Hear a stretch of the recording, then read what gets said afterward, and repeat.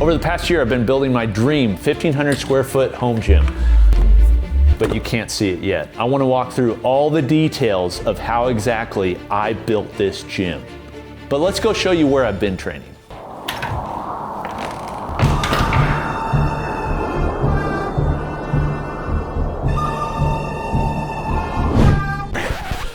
For the past year, I've been training here in my garage. You've seen it, we've done videos on it. It's a very small section of the garage. It's actually one of the smallest garage gyms I think I've ever had. But the reason I've been training here is because I've been building my dream home gym in my basement. Welcome to the gym.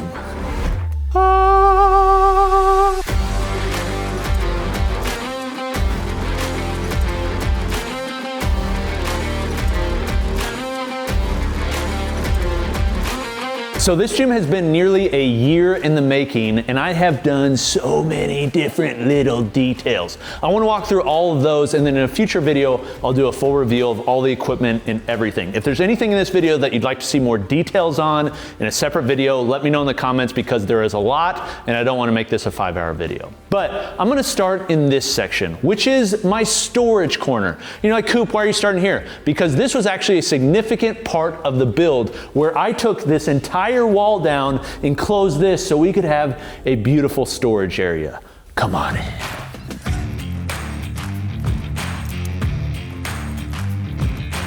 This room itself is about 1,300 square feet. I added this as just a separate cove where we could store all sorts of rack attachments, cable attachments, kettlebells, dumbbells, and then this system. This system is called a lev rack. This is something I actually saw at Rich Froning's gym, and he's like, dude, you gotta get one of these. I'm not gonna talk about this in too much detail. If you'd like to see a separate video on this, you can let me know. But one thing that's unique about this is it allows me to have these storage containers that go side to side, and then inside of them, I can store all sorts of gym equipment because they're fully modular. So as you can see, I've got baskets here, baskets. I've got actually on this one, which the lights automatically turn on. This one, I'm putting in a slat wall in the back. There's just all sorts so you can have dense storage compactly stored. And then on this wall, this is my pegboard system. The pegboard system is from OmniWall. This one's a little bit more modular, I think, than Wall Control because it actually has slats that it attaches to, and there's all sorts of attachments, but it's a little bit more expensive, although it's thicker gauge steel and then can hold more. I like it, but if you'd like to see a full video on all my cable attachments, as well as why I went with these, let me know in the comments because I'll do a full video. Over here, my 3D printer. If you'd like to see a bunch of 3D printed gym equipment, let me know.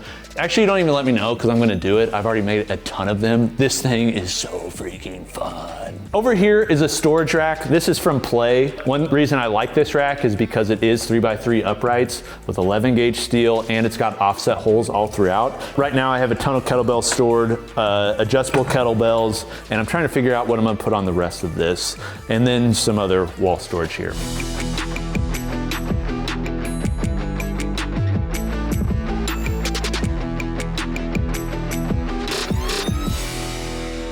Now this brings me to the floor. What? How'd that get there? Now this brings me to the flooring. This flooring is rolled rubber. This is the most bougie flooring that you can get. There's all different levels of prices for flooring. For rolled rubber, you have all the way from very thin rolled rubber that's like one layer to things like this. This is from Play. This is their Achieve rolled rubber. This is what you're gonna find in nearly every performance training facility. This is what they're using. It's an 18mm floor, and as you can see, there is just such a high spec count. One reason I like that is because I'm in and out of this with my kids all the time. So there's constantly dirt, constantly grime. And so it pretty much always looks pretty clean, even though if you get really close, you can realize it's not super clean. And so they brought these in and they are permanently installed. They are glued to the floor. And one of the other benefits to this flooring is it looks like an entire sheet. Look for a seam. In fact, if I look really closely, all right, so this is a sheet. So it's gonna be, okay, this is the seam. Can you see that? So like that's how tight they're bringing it in. Like it is just, I mean, that's why they call it seamless. Like you can only see it when you're really tight in. In addition to the rubber flooring, I have a full strip of turf. And it is very, comfortable. This again is from Play. The way they do this is pretty cool. So these are all laser cut out, these sections, and then they bring in this and glue the white down, and they actually put their logo on the middle. Now, if you're wondering, do I recommend Play or do I recommend something else? I'm gonna do a deep dive in the future on the best flooring because there are levels to flooring, and this is one of, if not the highest end, but there are so many other options, which I'll walk through in a future video. And one reason I had turf here is because I wanna use it for sprinting, sledding, but then also because up above, which I'll show you how I made it in the future, I put a full monkey bar course for my kids. Now that brings me to the ceiling. Now another significant portion of the build that you can't obviously tell is the fact that I've tried to soundproof this entire room. So we took out the entire drywalled ceiling. We put in rock wool, mineral wool insulation. I put in a 5/8" board of drywall, but the most significant thing I did was I used these sound isolation clips from a company called Second Skin. It's a metal clip that sits between the joist and the drywall and has a rubber clip, and then a C-channel, a metal C-channel runs through it, and then what happens is the drywall attaches to the metal C-channel, so there's an air gap. That means the sound doesn't reverberate through the joist and then through the drywall and then into the room. And I'm happy to say it was definitely worth it because the sound is vastly decreased. It's not perfect, and there's ways that I would do it in the future and would do it better, but I'm very satisfied with it. Then we have lighting. Now, what is very popular in home gyms, garage gyms today is hex grid lighting. I think hex grid lighting is a fad. I think they're kind of cool, but I think over time, like they're just not going to last in like the look of them. But the other thing is most of the hex grid lights have a really low CRI.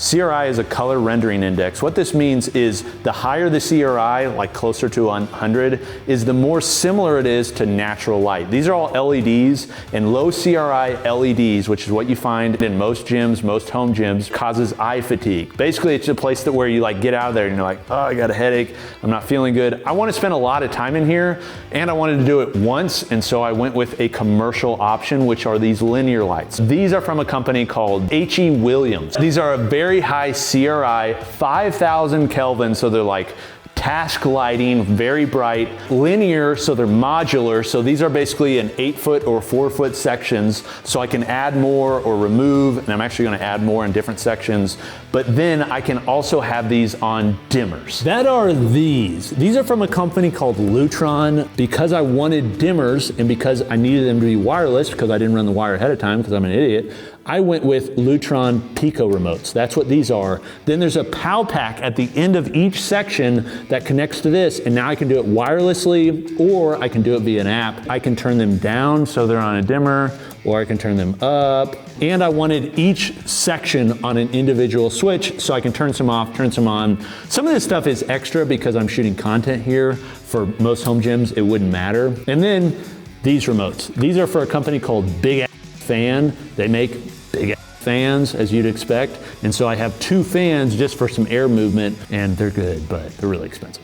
Now, a significant construction concern was actually adding windows to the basement. Some people may really like a dungeon setting. I don't. I want to be able to see outside, have the natural light. So I added 6 different windows that go through the brick facade on our house, are fully enclosed, and open up. So on this wall, I have 1, 2, 3. And then in this cove, I have 1 big picture window with 2 windows on either side right behind my desk setup, so I can look out and see my backyard at any time with a lot of natural light. It may look like these were in here before, but they weren't. It was just a wall with studs in it. Now, the other consideration about this being in the basement is the fact that it had a stem wall, the foundation wall, running the entire way around the perimeter. Initially, I was like, oh, I'll leave the concrete, and then I made a video, and a lot of people made suggestions. No, you should put foam board on there, and then you should put drywall or plywood or something, make it look more finished. And so I went back and forth, and I finally decided that's what I was gonna do. So this is basically how these are structured. 1, you have the concrete wall. In front of the concrete wall, I have these panels called InSoFast panels. They are a foam board that are made to be DIY friendly. They basically section on top of each other.